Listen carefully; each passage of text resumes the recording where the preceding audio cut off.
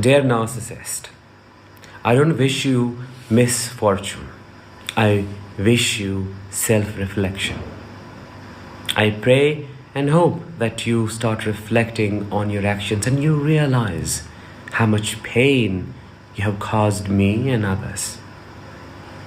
I hope that you go through each and every memory that reflects your gaslighting, your manipulation, and all of different forms of abuse that you have put people through.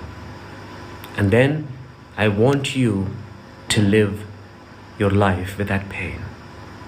Each second spent in repentance and in reflection, wondering what a waste my life is.